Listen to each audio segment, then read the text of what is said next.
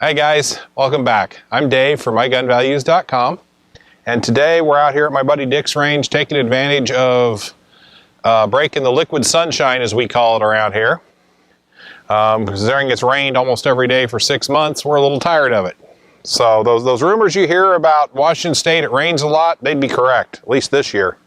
Anyway, what I have on the table here, I have two different .30 carbines.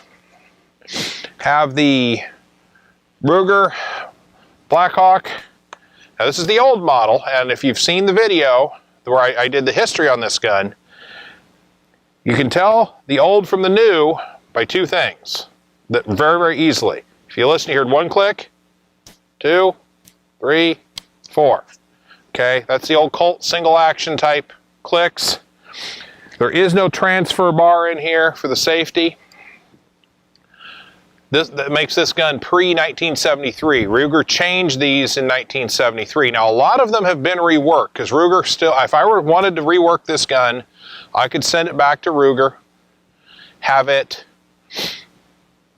reworked, and have it changed to the modern components. They'd send me all the old parts. I like to have it original. A couple things about it, if you're gonna, it comes apart like pretty much any single action, but to rotate the cylinder, you have to bring it to half cock, which is 2 clicks. And then if you want to take it apart, take the cylinder out, you push in on that button, pull out your pin, your base pin, open up your loading gate, and out comes the cylinder. Pretty simple. Anybody who's used to single actions has done it a time or two. Now, before we turned the cameras on, we were firing these, and we were getting, this is Arms Corps factory ammunition here. Got anywhere from 1604 to 1630 feet per second out of this ammo out of the carbine. And I was getting between 11 and 1200 out of the barrel of the Blackhawk. Now, I'm going to shoot the Blackhawk first, and then we'll come back. We're going to have to do this in 2 parts to keep it at least somewhat decent length. And then I'm going to come back and shoot the carbine. And I'm hopeful that Bill, who's our editor, will be able to combine the two into a couple of shots for you. And I'm hoping the difference in sound will show up on the cameras, because you do not want to shoot this thing without ear protection. The crack will deafen you. The carbine's not bad. The extra barrel length and no cylinder gap, it pretty much mitigates that. But in this revolver, the crack is almost, it'll leave your ears ringing. So you never want to shoot this without ear protection.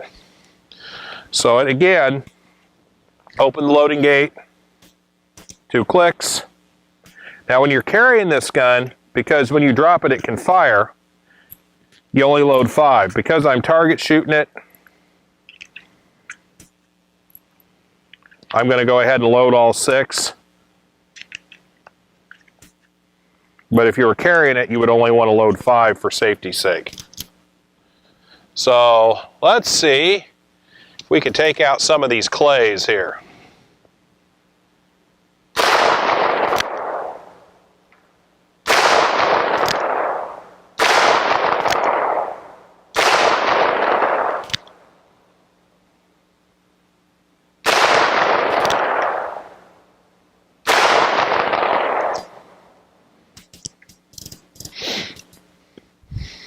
It shoots, it's a very accurate little gun. Like all Colt type single actions, Ruger Blackhawks, Vaqueros and such. A little slow to unload and reload. Got to use the ejector rod. And on this .30 carbine, because the hole is so small, it can be harder to line that ejector rod up. I've had some issues with that over the years I've owned this gun, where you go to eject it and you don't have the cylinder lined up just right. It doesn't kick them out.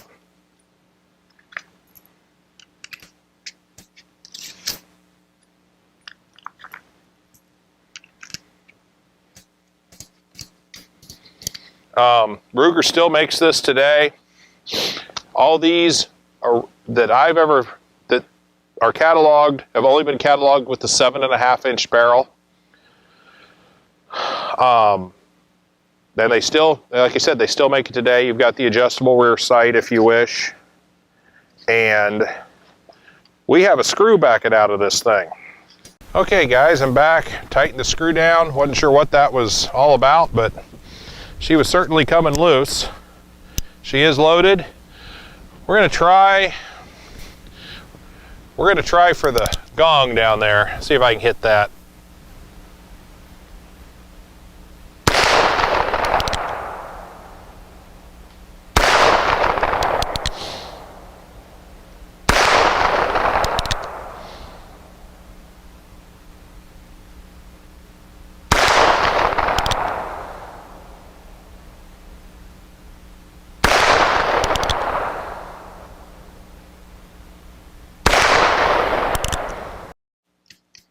Yeah, that's a good example. Dick's, what we were talking earlier, you're what, 68, Dick?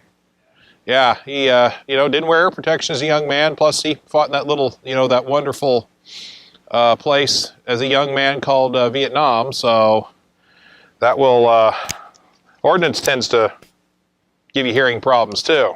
Okay, over here, we have a box. These are 110 grain, let's see, what are these? These are, I believe this is a Lee bullet mold, 110 grain with a gas check. I did gas check these bullets. These I cast out of linotype, which I tend to do with all carbine, rifle, and semi-auto pistol bullets. I tend to go to linotype when all else fails. You want to load it, bring it to half cock.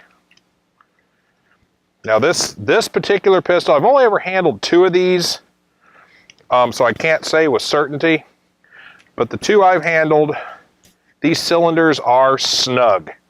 In fact, it's difficult to size this brass enough once it's been through the carbine to ever get it to fit into the revolver again. So let's see if I can break some clays here. Knock the center out.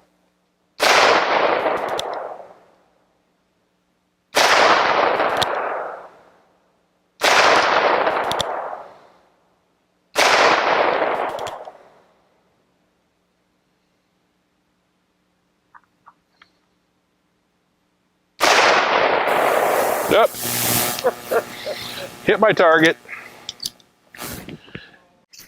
In case you're wondering what this gun is good for, I don't know, but it sure is fun to shoot it. A little long and unwieldy for carry. And the 30 carbine's not known as a man-stopping cartridge, but it sure is fun to shoot this thing. And for those of you who are hand loading, give you a little example here. Dick noticed this when we were shooting off camera. Had one get deep-seated somehow. Hopefully that's showing up on the camera. That one I'm going to have to go home and tear apart. We don't want to shoot that because when you seat the bullets too deep, it raises the pressures. It's another reason where I don't chamber much with full house loads. That gives you a little more leeway in case you have something accidentally happen like that. If you've seen the video on the blown up AR that our friend that we've nicknamed Tackleberry did, that's what we think happened to him, is one of his bullets wasn't crimped good enough, it deep seated, and the rest was history. And if you haven't seen it, go look at it. It's worth a view. I don't remember the title of it, but it's in our playlist. There we go. Put the ears on.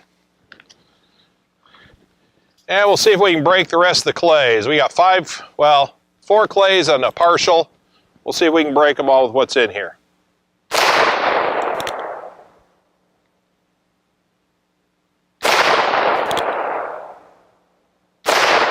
Oop, there's my miss.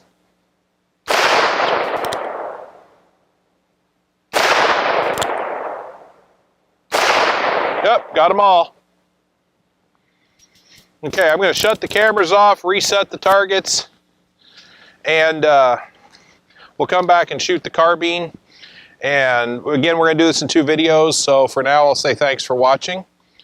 You know, if you have something you'd like to see or you want to make a comment, you know, please keep it clean. Post it here at YouTube, or you can contact us on the mygunvalues.com homepage. Thanks for watching.